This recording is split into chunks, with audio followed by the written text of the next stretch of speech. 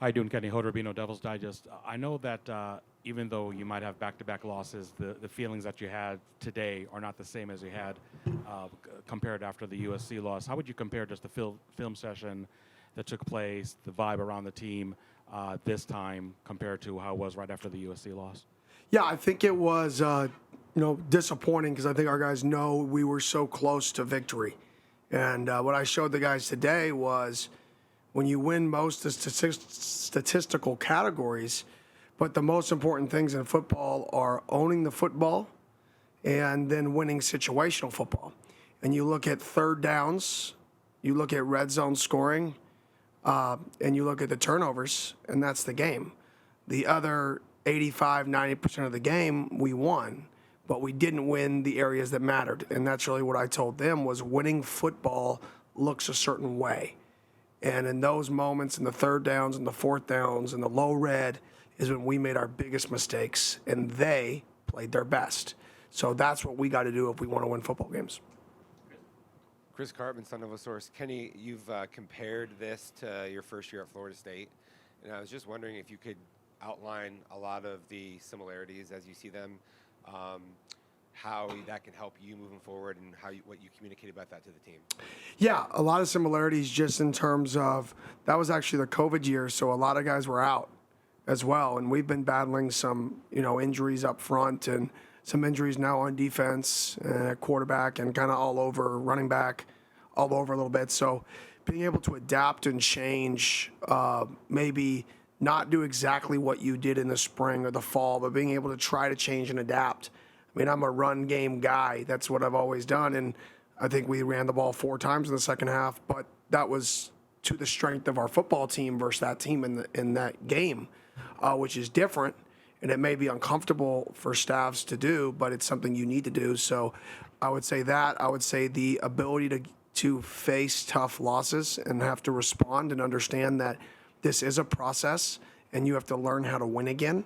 And I think that goes back to the last question is we have to learn how to win. And what is learning how to win? Winning is the key aspect of winning is responding. Our guys are responding. From earlier in the year to now, there's a drastic different look in kids' eyes and the team's eyes. Defense on 4th and 1 on the 1 yard line, the response. But now it is in the big critical moments, right? Those big situations, we have to start taking pride in winning those situational football. And that was something that we didn't do early on at Florida State that then we slowly continued to fight, continued to work, continued to fight through these tough Saturdays and tough Sundays, go back to work, and then get better at the things that matter in football. That's the effort, that's the detail, and that in-game, the situations that decide winning and losing. So that would be the comparisons. Michelle Gardner, Arizona Republic. Can you update us, Kenny, on Trayon Brown's situation, and particularly how thin you are at linebacker with Shaver having quit last week, and where you go from now at that position? Yeah, he'll be out.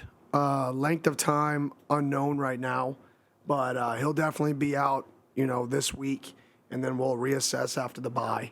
That position's definitely, we've lost some guys there. So other guys are going to have to step up. James came in. I mean, we had some guys come in and do a nice job in that role. So got to have some guys step up. This is a prolific offense we faced this week. They challenge you on the edge and in space, so we got to be ready to play a game in space.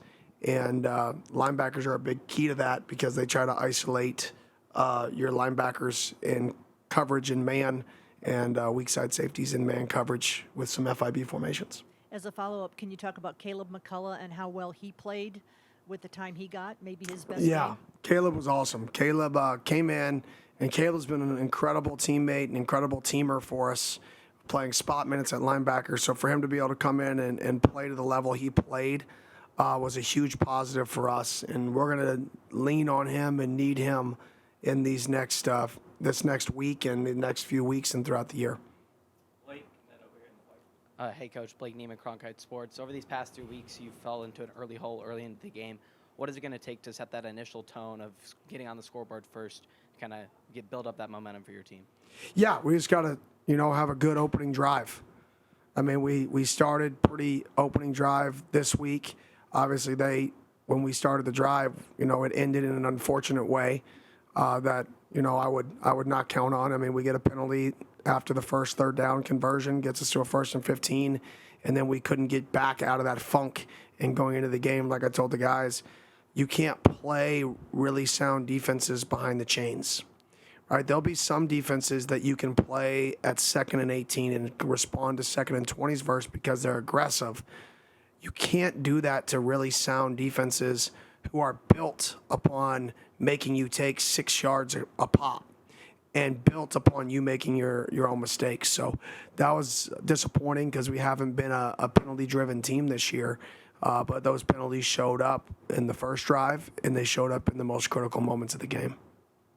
Hey, Coach, Stephen Guglielcello, AZ Sports. You have a lot of ranked teams coming up on your schedule. How do you get your team to focus on the team and not the number in front of them? Yeah, I mean, that we're always going to be about us. It's never about an opponent. It's never about anything else. We have to educate ourselves on the strengths and weaknesses of our opponents, what they do well, what they don't do well, the style of play, like coach them. But other than that, we're focused on us.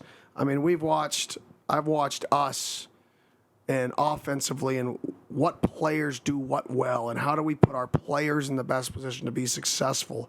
And that's what the best offenses do. That's what the best defenses do. It's not scheme driven directly at your opponent. Every coordinator is going to be able to hopefully produce the most sound scheme versus your opponents. The most important thing is the effort, the detail, and making sure that you're putting your players in a position for them to be successful over the whiteboard being successful. And if you can combine both, that's great. But not every week does a defense allow you to combine both. And that's what defense's jobs are, not let you do both. Jordan? Hey, Coach. Jordan Ham, Sports 360 AZ. Can you give us an update on Jordan Clark and his timeline for return?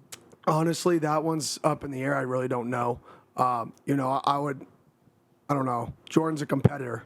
So if you ask him, he's always fine because that's his mindset. He's tough. He's physical. He's what you want. So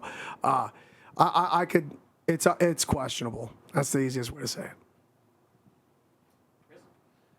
Yeah, Kenny, how does it feel when you're trying to put together a game plan or within games when you're probably last in the Pac-12 in explosives, the ability to hit on big plays is very, very limited, and especially against sound defenses like Cal was?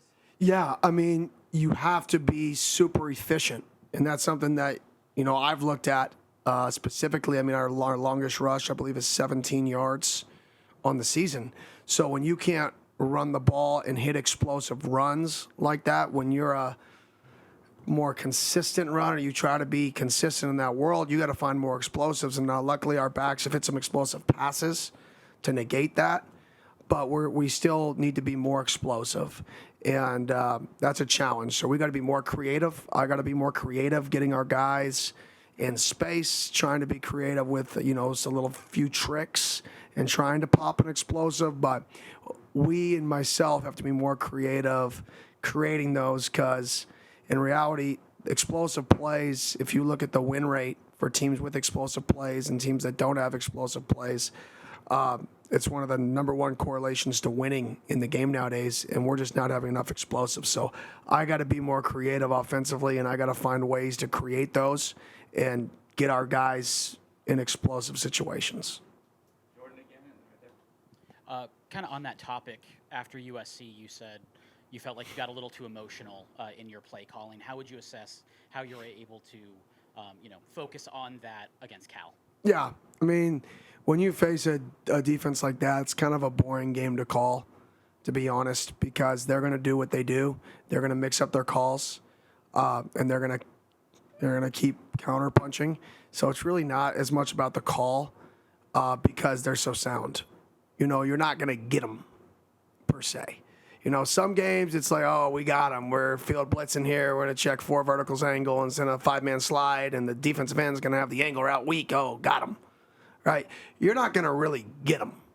So you can't have the get them plays, right?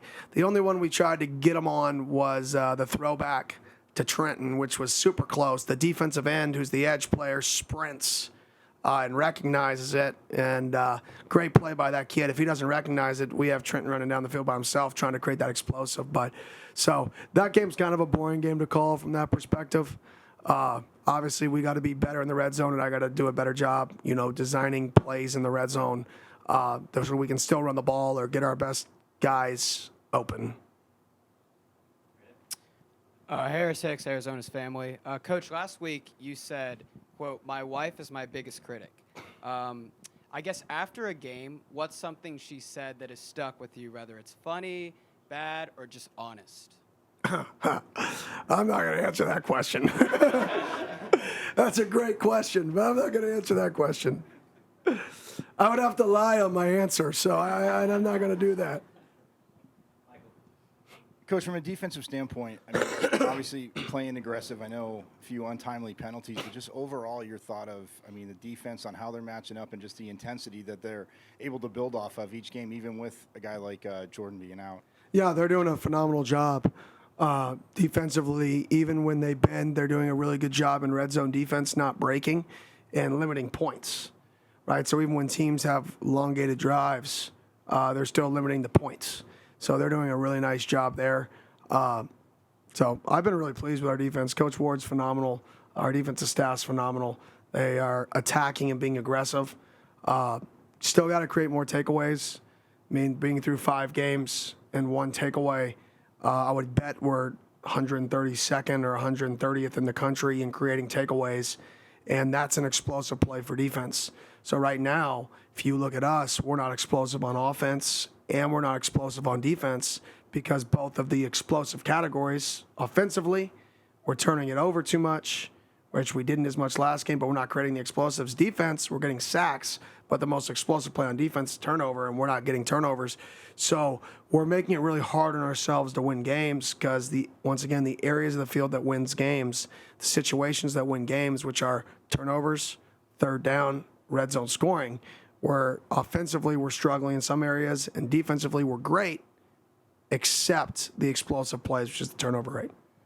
To piggyback off that real quick, though, with the way the defensive plays, and going for it on 4th down, obviously I know down distance where you are in the field, but with how they've played, with the energy they have, does it, I hate to use the word easy, but does it make it easier to make those 4th down calls, even if you're maybe a little further back than you normally would want to be on the field to go for it? No, our third drive of the game, we go for it on 4th and 2 and get it, and then score 7 points. So there's a 7-point net. Feel like we have a good call. We're on the 38. You're not going to kick a 57-yard field goal, so you have to go for that 4th and 1. And then you're on the minus 38 on a 4th and 1.5, right, which you should convert over 75% time. We converted the last one of the other 4th and 1s. You don't convert it, it sucks. But right now, our punt game in the transitions in the punt game, a 35-yard net punt on average right now is not conducive to the risk of not converting a 4th and 1 or 2. That was an area that we're going to improve on this week is we've got to have better nets. And our special teams have been playing really, really well these last 4 weeks. We're just, other than the net punt battle, is where we're losing. And we got to fix that. And if we fix that, then yes, the aggressiveness can tamper a little bit because now I know when we get a stop defensively, we're not minus 20 yards. Right now, a punt battle is minus 15 to 20. So you may as well go for the 4th and 1.5. Just circling back to the 2020 season, I think you used 4 quarterbacks, maybe even started 4 quarterbacks. It was very early in Jordan Travis's development. We've seen what he's become in recent years. Rashada, he's not playing now, but you're trying to push as much development into him as possible. So can you compare those situations to the quarterback? Yeah, that's actually a really good comparison because Jordan actually got hurt early in the year. It may have been week 3.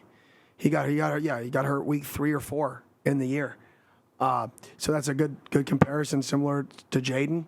And then Jordan came back at the end of the year and started to flash again going into the next year. So I see, Jaden is battling to come back, and it's a very similar structure. I think Jaden has all the tools to be elite. He's got a good mindset. He's got the work ethic. Everybody knows he's got the tools. And he's got the care level. He loves his place. He loves football. So I think there is a ton of parallel between those two comparisons. With all the struggles of the offense, maybe it's kind of lost in the mix that Elijah Badger, I think the last 2 weeks, is just playing not only the best he played all season, but maybe even better than he played last season in some respects. Can you put your finger on Elijah's play in the last 2 weeks? What has become different for him that has caused him to play at this level? Yeah, I think he's got a lot of talent, and he's really good with the ball in his hands. So when looking at him, I got to find ways to get the ball in his hands more. You know, I went back and watched games, all of his touches from last year, you know, similar to what I did with Jalen, and trying to figure out, okay, how can I get these guys that were here last year? What are their strengths? What are their weaknesses? I feel like I know now being here 5 games, but let me look back. And getting the ball in his hands is the key. If you look at his success, a lot of it comes post-catch. So even on the kick return game. So I think getting the ball in his hands moving forward is going to be a huge priority for us in different ways, shapes, or forms. And then trying to keep him on the field when he's fresh and not making him play, you know, if he's not fresh is going to help him. So on that note, I mean, you still like him a kick return, especially, you know, with what he did last Saturday. As long as you want to keep him fresh, I mean, you still keep him as a primary kick return. No question, no question. I believe we're top 10 or 15 kick. I'm not big into that stats. I never check them, but 10 or 15 kick return team in the country right now. So that's something we got to continue to build on. Coach, just focusing on this week's opponent in Colorado, everywhere they've gone, they've pretty much kind of created some attention on themselves and kind of worked their way into other teams getting in their head. How do you guys focus on yourselves and not eliminate any unnecessary distractions this week? Yeah, the same thing I say every week. I'm focused on our football team, and that's always going to be the answer. We're going to we showed back up today, and we're going back to work. We're finding out what we can get better at, and we're going to go get better. And we're going to keep getting better and keep getting better. And this week, hopefully, we're better at situational football, and hopefully we get some takeaways, win the turnover battle for the first time all year, which we haven't done yet, and go win a football game. Coach, can you talk about Jalen's progression and how about him climbing the tight end reception list? Yeah, I mean, Jalen's an unbelievable pass catcher. When the ball's in the air, he does a phenomenal job. Great body control. Once again, he's great after the catch, one of the best in the country, especially big bodies after the catch. So finding ways to get him in more positions where he's in space and detached and moving around to try to be that big body pass catcher, collision catch guy, I think is a strength. So I've been pleased with his ability to catch the football and make plays with the ball in his hands, and we're going to try to capitalize on that moving forward. Jordan, then Michelle. Hey, Coach. You went through a massive roster reconstruction this offseason, as did Colorado. You also coached against Colorado last year. When you're looking at the tape now, what's the biggest differences you're seeing that are jumping out under Coach Prime? Yeah, they're more talented for sure. Their defensive line is good. Their skill positions are fast. They play really, really hard. They're fundamentally sound, but I think just watching them play, the biggest difference, aside from the talent, is the effort in which they play. This team plays extremely hard. This team runs to the football on defense. This team sprints up to the football on offense with tempo. These wideouts sprint to block. So I think the effort that this team plays with, combined with the talent that they've brought in, are obviously the schemes are drastically different. But schemes are a dime a dozen. It's the culture that's being created there is one that is, we're going to play competitive. We're going to finish every play, and we're going to play with a passion, and you can see it on the tape. Last 2 questions, Michelle, then Chris. Yeah, Coach, you talked about when you played USC, you talked about Caleb Williams, and you can't really contain him or whatever. Now you've got Shador Sanders on the other side, and what is your kind of take on what you can do to minimize his damage and what he can do? Yeah, so I actually recruited him out of high school when I was at Auburn. So I got to, meet with him on the whiteboard, and he was phenomenal, super smart as a 16, 17-year-old. I mean, he's just getting up there having fluent conversations. So I was super impressed. He went out on the field in an unbelievable throwing session out in the indoor when we were in a camp session. So it was unbelievable. So seeing him put it together here in college, it doesn't shock me. He's older version of what that 17-year-old was, which is cerebral, smart, has great poise about himself. So I think that's one of his greatest skills. When you watch him back there, similar to Caleb, is he's always poised. He's very hard to get uncomfortable. He's always comfortable, and even if you hit him, he gets up, and the next play's the next play. He doesn't get rattled very easily, I would say. He's just very poised, very confident. Can make every throw, extends plays. So, I mean, he's a really, really, really, really, really good football player. Toughness and physicality can kind of overcome some other things offensively, and you've pointed to examples of other teams that do that. Scadaboo, somebody who personifies that, but just in the collective, where is this offense at in that regard? Yeah, I mean, that's something we got to get better at. I mean, we got to be more physical. We have to give more effort. I think right now as a football team, our defense gives more effort than our offense, in my opinion. Just watching it, maybe that's me being, my mind is an offensive guy, so I'm always going to grade that probably a little harder. But I'm always looking at ways we can improve and what plays did our effort cost us. And I think there were a few plays in the game that, could have been an 8-point difference on 2 drives in the low red zone where effort wasn't there. And if the effort is there, it's an 8 points difference, and that's on me. I mean, I told the guys today, everything in this program is a reflection of me. So if somebody shows up late to a meeting, it's not your fault, it's my fault. Why are you showing up late to a meeting? Like, what is the standard that's being set in your position room? What's the standard that's being set as a program that makes you think it's okay to do that? And then I have to reassess, how do we end that? So that's everything in the program. If it's effort-based, well, then what are we doing to make kids give more effort or chase the ball? Well, this week, all of our coaches that, got a little juice to them on offense are going to sprint 10 yards after every single play with the guys after they catch it, because we need to burst after the catch. So that's what we're going to try to do to change that a little bit. But that's my job, is to try to see these problems and try to fix them. Thank you. Appreciate it.